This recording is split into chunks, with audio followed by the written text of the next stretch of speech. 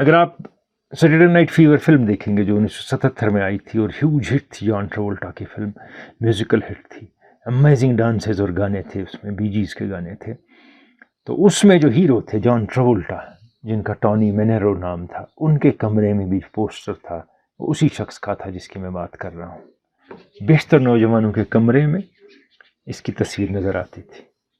اس کی تصویر note books کے پچھلے پیج پہ بھی ہوتی تھی یا بیک سائڈ پہ، آگے لکھا ہوا یہ کاپی ہے، پیچھے اس کی تصویر ڈفرینٹ ایکشنز میں ایسے ایسے۔ اس نوجوان کی جس کی باڈی سٹیل جیسی تھی، آنکھوں میں ایک دم وہ شارپنس اور منہ پہ ایک ایکسپریشن کنسنٹریشن کا، یہ وہ بچہ ہے۔ والدین نے انہیں نام دیا یون فا یا یون فان، لیکن جیکسن اسٹریٹ پہ جہاں وہ پیدا ہوئے تھے وہاں کی ایک نرس نے ان کو نام دیا بروس، اور وہ نام ان کے ساتھ چپک گیا۔ چائنیز حساب میں بروس لی پیدا ہوئے دا ایئر آف ڈریگن میں اینڈ آور آف ڈریگن میں، صبح 6 بجے اور 8 بجے کے درمیان 1940 میں۔ 3 مہینے تک وہ امریکہ میں رہے، امریکہ میں پیدا ہوئے تھے، کیونکہ اس کے بعد ان کی والدہ واپس چلی گئی ہانگ کانگ، اور ہانگ کانگ میں انہوں نے اپنی پڑھائی کا سفر شروع کیا۔ ایز چائلڈ ایکٹر وہ 20 فلموں میں کام کر چکے تھے 18 سال کی عمر تک، لیکن 13 سال کی عمر میں یپ مین ایک چن کنگ فو کے ماسٹر تھے، ان کے پاس چلے گئے، ان سے ٹریننگ لینی شروع کی۔ 18 سال کی عمر میں $100 جیب میں لے کے ایک امریکن لائنر یا شپ، امریکن پریزیڈنٹ جس کا نام تھا، اس میں سوار ہوئے اور سیٹل کی طرف روانہ ہو گئے، واشنگٹن میں۔ وہاں ریسٹوراں میں کام کیا، اخبار بانٹتے رہے اور ساتھ میں پڑھائی کرتے رہے۔ یونیورسٹی آف واشنگٹن میں انہوں نے فلاسفی کی ڈگری حاصل کی، اور وہ پہلے شخص ایسے تھے جن نے فلاسفی کو مارشل آرٹس کے ساتھ جوڑا، اور جتنی وہ فلاسفی پڑھتے گئے اتنا ان کو سمجھ آیا کہ مارشل آرٹس میں بھی فلاسفی ہے، ان دو کا میل ہو سکتا ہے اور ایک بہتر آرٹ فارم مارشل آرٹس کا سامنے آ سکتا ہے۔ انہیں پہلا اسکول کھولا سیٹل میں کنگ فو کا، جب ان کے دوستوں اور باقی لوگوں نے کہا کہ یہ فن آپ لوگوں تک اور پہنچائیے، اور اس کے بعد انہوں نے جان فو کنگ فو انسٹیٹیوٹ کھولا۔ لیکن اس دوران سین فرانسسکو میں لوگوں نے آبجیکشن کی، کہا کہ یہ نان چائنیز کو نہیں سکھا سکتا ہے، ہم اجازت نہیں دیں گے نان چائنیز کو یہ مارشل آرٹ سکھائے، یہ امریکہ کے لوگ خود سکھائیں گے۔ اسی میں کسی امریکن کنگ فو ایکسپوننٹ نے ایک حماقت کی، ان کو چیلنج دیا کہ اگر میرے ساتھ لڑو گے اور مجھے ہرا دو گے ہم تمہارے اسکول چلنے دیں گے، نہیں تو تمہیں یہاں سے نکلنا ہوگا۔ انہیں چیلنج قبول کیا اور اس کو پٹک دیا، لیکن اس کے بعد انہیں سوچا کہ مجھے اس کو ہرانے میں 3 منٹ سے زیادہ لگے، یعنی مجھ میں کوئی خامی ہے۔ یہ ٹرننگ پوائنٹ تھا بروس لی کی زندگی میں کہ یہ جو کنگ فو ہے ٹریڈیشنل، یہ ٹھیک ہے لیکن اس میں کچھ تو خامی ہے۔ وہ ڈھونڈنے، اس کی تلاش میں وہ نکل چلے، اور ان نے جی کنڈو شروع کیا، اور ایوولوشن ہوا جی کنڈو کا، اور کنگ فو کو چھوڑ کے جیت کنڈو نے شروع کر دیا۔ اور جیت کنڈو میں ایک فلاسفی تھی۔ فلاسفی کیا تھی؟ اپنی فلاسفی، بروس لی کی فلاسفی یہ تھی: absorb what is useful, discard what is not, and add what is uniquely your own. J K D یا جیت کنڈو مارشل آرٹوں نے سیریسلی اسٹڈی کیا، اس کو امپروو کیا، اور جو پرانے طور طریقے تھے ہی tossed them out of window. اسی دوران 1964 میں ایک جوڈو کمپٹیشن تھا جہاں ان کو بلایا گیا، کہا گیا کہ آپ مارشل آرٹس کی تھوڑی ایگزیبیشن دکھائیں، یہاں آپ نے اسکول کھولیں، آپ یہ کیا مارشل آرٹ آپ کا ہے؟ جیت کنڈو۔ جیت کنڈو کی جہاں انہیں پرفارمنس دی، وہاں آڈینس میں جے سبرنگ تھے جو فلمی ایکٹرز کے اسٹائلسٹ تھے۔ انہوں نے ان کو دیکھا اور اپنے پروڈیوسر ولیم ڈوزیئر سے کہا کہ اس آدمی میں کچھ ہے۔ ولیم ڈوزیئر نے جو انہیں وہاں پرفارمنس دی تھی اس کی فلم لے لی، اس فلم کو دیکھا اور سمجھا کہ یہ جو ان کا طریقہ ہے یہ صرف رنگ تک محدود نہ رہے، لوگوں تک پہنچے، یہ بک سکتا ہے۔ کنڈو کا مطلب کیا ہے یا اس کی فلاسفی کیا ہے؟ دا وے آف انٹرسیپٹنگ فسٹ، یعنی دوسرے کے حملے سے آپ کیسے بچیں گے اور اسے کیسے روکیں گے۔ پھر اپنا اٹیک تو آپ کا کنگ فو کا ہوگا ہی یا جیت کنڈو کا ہوگا۔ ان کو ایک رول ملا ایک ٹی وی سیریل میں، گرین ہارنٹ میں، کیٹو نام کے شخص کا۔ لیکن کمال کی بات یہ ہے کہ جو گرین ہارنٹ سیریل تھا یا سیریز تھی وہ کینسل ہو گئی اور لوگوں کے سامنے آئی ہی نہیں، اور ہالی ووڈ میں بہت ریزسٹنس دیکھنی پڑی وہ ہانگ کانگ واپس چلے گئے. وہاں انہیں 3 فلمیں بنائی جن نے سارے ریکارڈز توڑ دیے مارشل آرٹ فلموں. یہ جو تینوں فلمیں تھیں یہ ٹیکنیکلی اتنی اچھی فلمیں نہیں تھیں، لیکن جو ان فلموں میں دکھایا گیا تھا، جو ان کے فیشل ایکسپریشنز تھے اور جو موومنٹ تھی، ان نے تہلکہ مچا دیا. اس سے پہلے کا جو دور تھا 67 سے 71 تک کا، وہ لین پیریڈ تھا بروس لی کے لیے. ان کو پرائیویٹ لیسن دینے پڑے اور اپنے اسکول چلانے پڑے. جو کنگ فو کے تھے وہ جیت کن ڈو کے تھے، کیونکہ جو فلمیں تھی وہ ہانگ کانگ میں ہوئی تھی، ہالی ووڈ میں بھی نام نہیں ہوا تھا، اتنا پیسہ ان کے پاس نہیں آیا تھا، اور ان کے بہت زیادہ شاگرد بن گئے، جس میں معروف ایکٹر سٹیو میکوین، جیمز کوبرن، ٹیڈ ایشلے، جو ہیمن، جیمز گارنر اور باسکٹ بالر کریم عبد الجبار بھی تھے. ان نے انہی لوگوں کے ساتھ کام کیا جو ان کی فلاسفی میں یقین رکھتے تھے اور جو یہ کرنا چاہتے تھے وہ انہیں کرنے دیتے تھے. اب بروس لی ایک نام ہو چکے تھے، بہت سے لوگ ان سے مارشل آرٹس کی ٹریننگ لے رہے تھے، ان کے اسکول چل رہے تھے اور فلمیں بھی چل پڑی تھی، لیکن ٹرین بہت ہارڈ کر رہے تھے. 1970 میں وارم اپ کے دوران ان نے 125 پاؤنڈ کا ایک بار بیل اٹھایا صبح کی ایکسرسائز کرنے کے لیے. اس سے ان کی کمر میں تکلیف ہو گئی، پین بہت زیادہ ہوا، اور حالت یہ ہوئی کہ ان کی جو سیکرل نرو تھی وہ ڈیمیج ہو گئی. ان کو کہا کہ کمپلیٹ ریسٹ کریں آپ، اور 6 مہینے تک بروس لی نے کوئی کام نہیں کیا، کمپلیٹ ریسٹ کیا. یہ پیریڈ ان کے لیے بڑا ڈپریشن کا تھا، فرسٹریٹنگ تھا، پینفل بھی تھا، کیونکہ وہ ایسا شخص تھا جو اب جو ان کا آرٹ تھا جیت کن ڈو اور کنگ فو، اس میں اتنا اندر داخل ہوا تھا، اس کے بغیر زندہ نہیں رہ سکتا تھا. اب یہاں ان کے پاس 2 چوائسز تھی. ایک چوائس تھی کہ وہ یہ چھوڑ دیں اور ایکٹر ہی رہیں اور یہ مارشل آرٹس والے کام کم کر دیں یا ختم کر دیں، اور دوسری چوائس یہ تھی کہ پین کلر لے کے اپنے آپ کی فزیکل ریکوری کر کے آگے اس آرٹ کو بڑھائیں. جو پہلا آپشن تھا مارشل آرٹ چھوڑنا، اس میں بروس لی نے کہا کہ میں تو ویسے ہی مر جاؤں گا، میں وہ موت نہیں چاہتا. ان نے دوسرا آپشن اپنایا، ان نے لگاتار ٹریننگ کی اور اس کے بعد واپس اپنے رنگ میں آ گئے اور اپنے آرٹ میں آ گئے. لیکن اس میں ایک چیز بڑی نمایاں ہے جو بعد میں بات کروں گا، ان کے لیے بہت خراب ثابت ہوئی، وہ کہ ان کی زندگی پین کلر ڈپینڈنٹ ہو گئی. یہ پین کلر کے بغیر نہیں رہ سکتے تھے، حالانکہ فزیکلی اب فٹ ہو چکے تھے، لیکن وہ مجبوری تھی. 1971 میں وہ واپس لاس اینجلس سے ہانگ کانگ چلے گئے. وہاں ان نے بگ باس فلم بنائی، جس کو which was later called Fist of Fury. مگر بگ باس جو بعد میں فسٹ آف فیوری کہلائی، زبردست ہٹ ہو گئی. اب ہانگ کانگ میں ان کو کامیابی ملی اور لگاتار کامیابی ملی، اور اب ہالی ووڈ میں لوگوں نے سمجھا کہ یہ بینکیبل سٹار ہے، اب اس کا استعمال کیا جائے. لیکن یہ ہانگ کانگ میں ڈٹے رہے، جس نے کام کرنا ہے میری ٹرمز پہ، میرے ساتھ یہاں کرنا ہے. پھر ان نے 2 فلمیں لکھی اور جن میں کام کیا، دا وے آف دا ڈریگن، جس کو بعد میں ریٹرن آف دا ڈریگن کہا گیا. یہ فلم نے ڈائریکٹ بھی کی، پروڈیوس بھی کی، اور اس فلم نے تمام باکس آفس کا ریکارڈ توڑ دیا. 1972 میں ٹیڈ ایشلے کے ساتھ فلم بنا رہے تھے گیم آف ڈیتھ،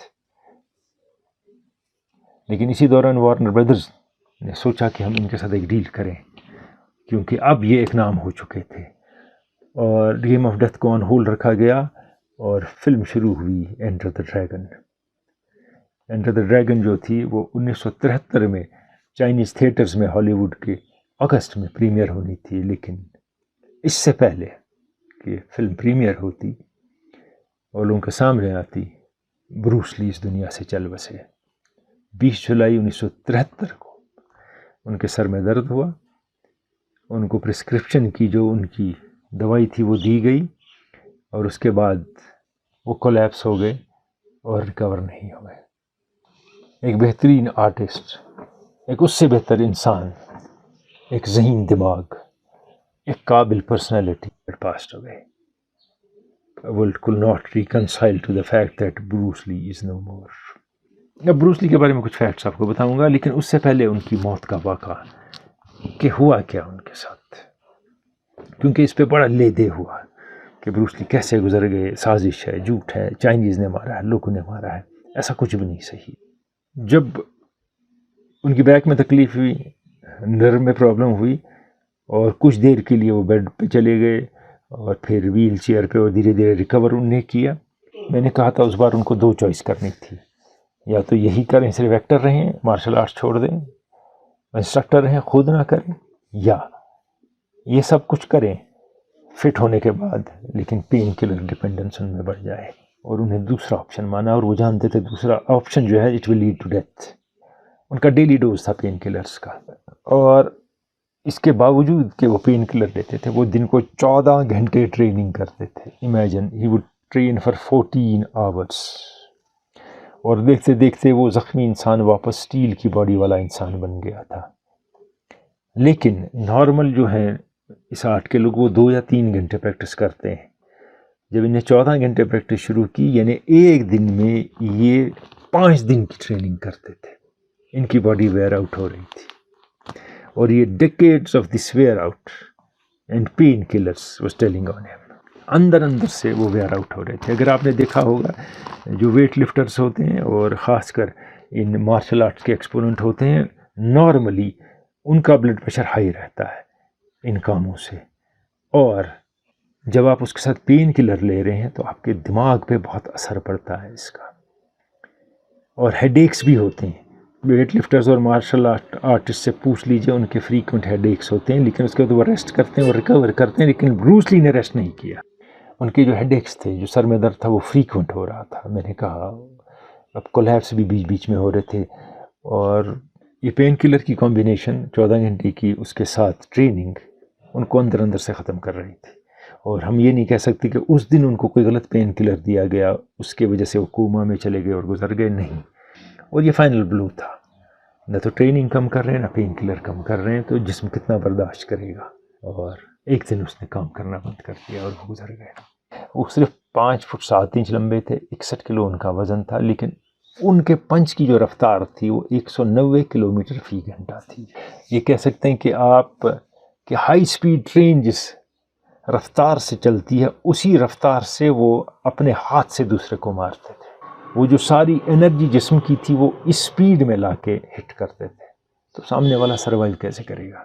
1964 میں انہوں نے ایک چیز شوکیس کی تھی, 2 فنگر پش اپس, اور کہا جاتا ہے کہ وہ 202 فنگر پش اپس اور 1500 پریس اپس کر سکتے تھے لگاتار رکے بغیر.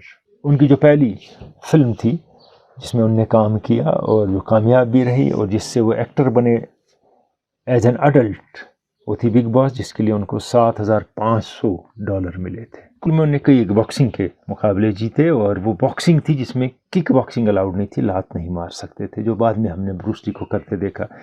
بروس لی کے بارے میں ایک اور بات بتاؤں, وہ ایک ٹیریفک ڈانسر تھے, وہ زبردست ڈانس کرتے تھے. اور 1958 میں انہوں نے ہانگ کانگ کی چاچا چیمپئن شپ جیتی, اور ایسا ڈانس کرتے تھے کہ وہ لوگ حیران ہو جاتے تھے, اور 108 ڈفرنٹ سٹیپس ان کو چا کے آتے تھے.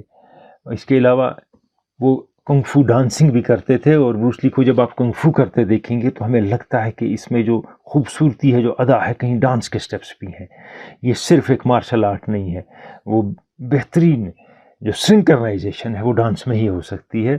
اور جب آپ ان کی زندگی پہ نظر ڈالتے ہیں تو دیکھتے ہیں کہ وہ ایک بہترین ڈانسر تھے.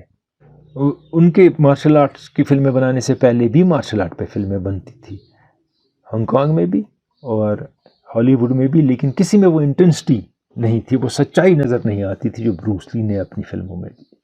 کہا جاتا ہے بروس لی کے بارے میں, جو اس آرٹ کے ایکسپوننٹ ہیں جن نے انہیں دیکھا ہے, Bruce Lee has come to personify martial arts. He was likely to be relevant 100 years from now. He will be quoted. Bruce Lee's films will continue to be seen, to entertain, to inspire. His art of Jeet Kune Do will endure, be practiced and passed on. Martial arts will forever be measured from before and after his lifetime.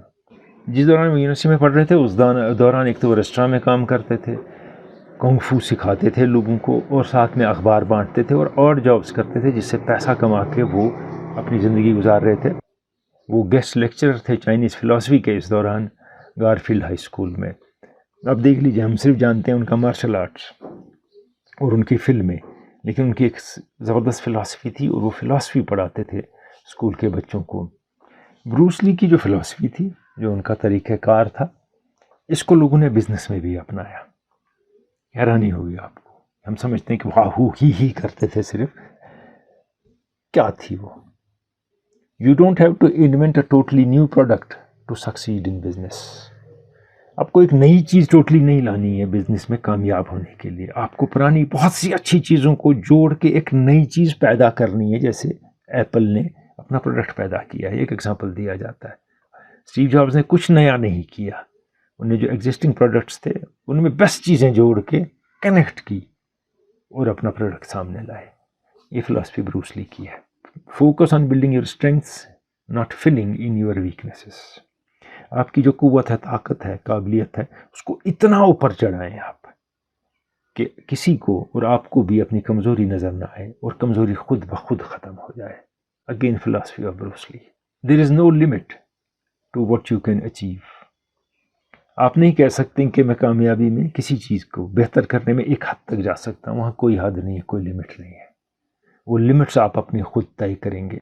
Again philosophy of Bruce Lee followed by business. जब एक बात कहूँगा जो Bruce Lee ने कही है कि